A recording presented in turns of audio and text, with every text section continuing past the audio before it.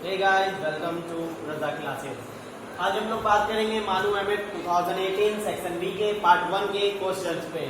सबसे पहले देखते हैं हम 51 नंबर क्वेश्चन में जो दिया हुआ है। 51 नंबर क्वेश्चन, फलसफा वो ताकतवर तरीन हथियार है जिसे आप दुनिया को तब्दील करने के लिए इस्तेमाल कर सकते हैं। Education is the most powerful weapon which you can use to change the world. ये कॉल किसने दिया था?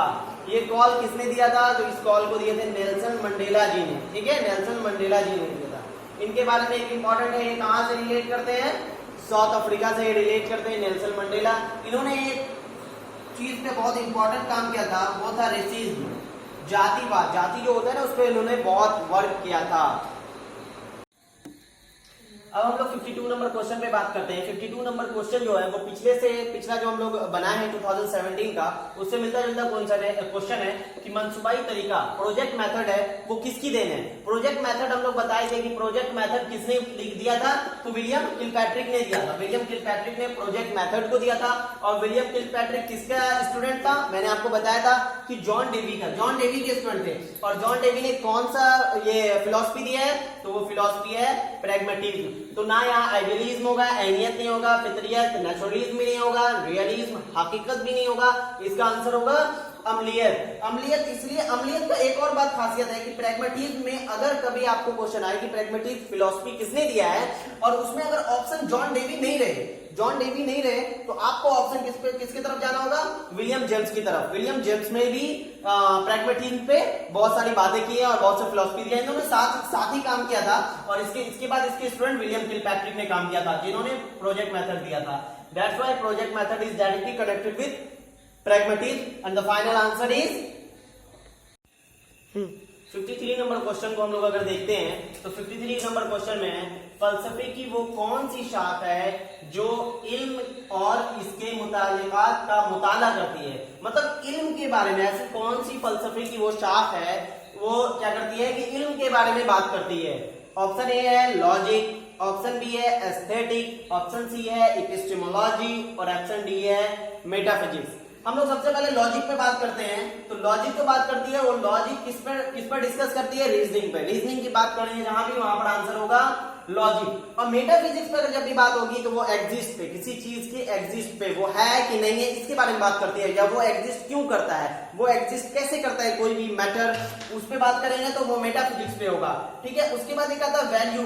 वैल्यू पे कौन बात करता है? गुड और बैड, मतलब ये क्या सही है क्या गलत। अगर यहाँ पर वैल्यू पे बात आता है कि कौन सी फिलॉसफी में वैल्यू है, तो उसका आंसर हम गुड और बैड की, अच्छी और खराब की बात आ रही है तो उसका आंसर हम लोग वैल्यू डालते हैं। लेकिन सवाल यहाँ क्या है कि नॉलेज पे कौन बात करता है? तो एपिस्टेमोलॉजी बात करता है नॉलेज के बारे में। फलसफा की वो शाख जिसमें इल्म के बारे में बात हो वो क्या कहलाती है? एपिस्टेमोलॉजी। इसके साथ साथ लॉजिक को भी याद रखना है। हो सकता है 2018 में नॉलेज के बारे में पूछा है, 2019 में आपसे, 2020 में आपसे क्या पूछ ले? लॉजिक, या फिर मान लेते कि एग्जिस्ट पे बात कर ले, रीजनिंग पे बात कर ले, इसलिए इसको भी याद। 54 नंबर क्वेश्चन पे हम लोग आते हैं।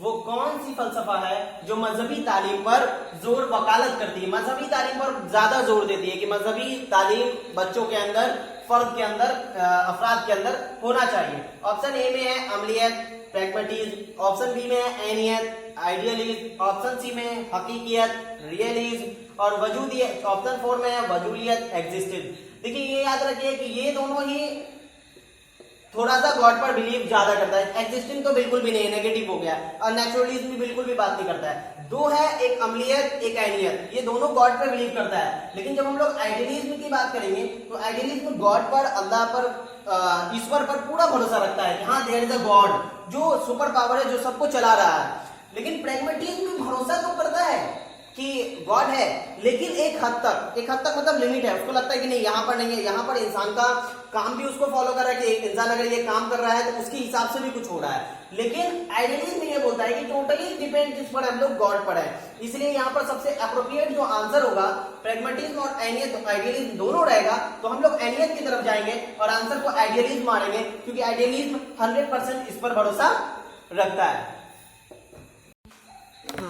अब हम लोग बात करते हैं 55 नंबर क्वेश्चन में। इसमें है किसका ताल्लुक फलसफा अमलियत मतलब प्रैग्मेटिक फिलॉसफी से नहीं है?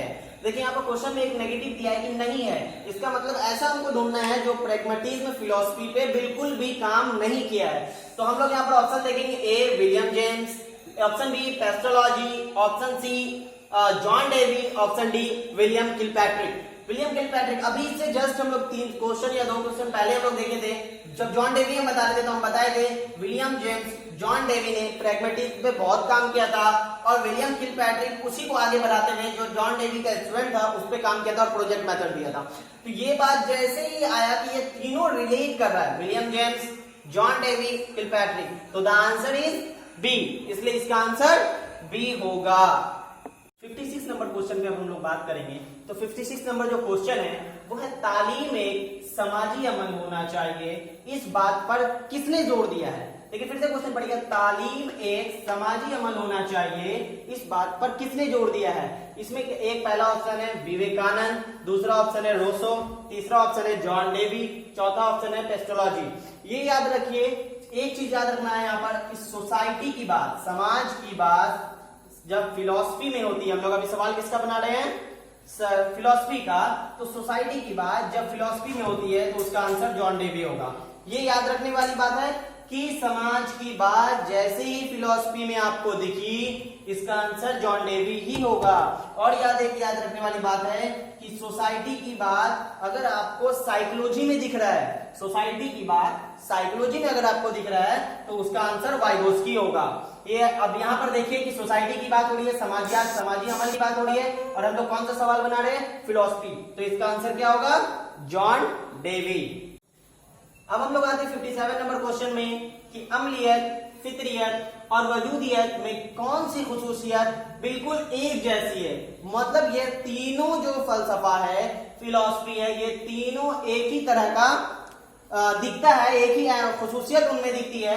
तो ऑप्शन ए है तालीम के रूहानी मकासद पे जोर, बी है फर्द पर जोर, सी है तभी माहौल पर जोर, डी है तालीमी इक़दार पर जोर। याद रखिए, कोई भी फिलॉसफी बनता है, कोई भी फिलॉसफी, प्रैग्मेटिज्म, एक्जिस्टिज्म, आपको रियलिज्म, आइडियलिज्म, नेचुरलिज्म, ये सारा बनता है एक पे, वो है इंसान। इंसान पर ही बनेगा, जब वो इंसान है ही नहीं तो वो फिलॉसफी में बात कैसे करेगा। फिलॉसफी देगा कौन, तो इंसान, वो अपने ही एग्जिस्ट पे बात करेगा, नेचर पे बात करेगा, जिस चीज को इस्तेमाल करता है उसके लिए बात करेगा, अपने माहौल पे बात करेगा, सब पे बात वो तभी कर सकता है जब ह्यूमन बीइंग अवेलेबल हो। मतलब ये सारा चीज डिपेंड किस पे करता है, एक फर्द पर, एक इंसान पर, एक भी किसी पर। इसलिए यहाँ का सबसे अप्रोप्रिएट आंसर है फर्द पर जोर देने की। 59 नंबर क्वेश्चन में हम लोग आएंगे तो तरक्की पसंद तालीम यानी कि प्रोग्रेसिव एजुकेशन की इस्तेलाह किस फलसफे में की गई है। इसका पहला ऑप्शन है हकीकियत, दूसरा ऑप्शन है अमलियत, तीसरा ऑप्शन है ऐनियत और चौथा ऑप्शन है वजूदियत। देखिए जैसे ही प्रोग्रेसिव एजुकेशन की बात की जाएगी, प्रोग्रेसिव एजुकेशन जो है वो जॉन डेवी ने दिया है, जॉन डेवी ने बात की है प्रोग्रेसिव एजुकेशन के लिए।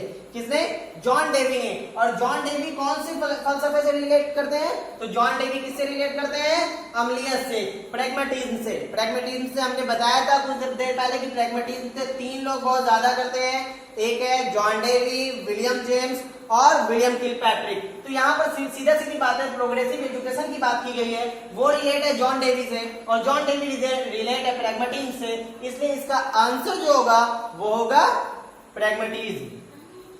पे जो है वो है दिवास्ना के मुसन्निफ कौन थे, एक बुक है दिवास्ना, ठीक है, इसके मुसन्निफ कौन है। ए में है स्वामी विवेकानंद, बी में है स्वामी दयानंद सरस्वती, सी में है गज्जू भाई, डी में है राजा राम मोहन राय। इसमें 4 ऑप्शन में याद रखिए, जो दिवास्ना है वो किनका राइटर, किनका लिखा हुआ है, गज्जू भाई का लिखा हुआ एक बुक है। और इसमें याद रखने वाली बात है, ये जो बहुत डिस्कस किए हैं इस पर, प्राइमरी एजुकेशन पे, प्राथमिक शिक्षा जगत पे गज्जू भाई ने डिस्कस किया है, लिखा है दिवास्ना के एक बुक में।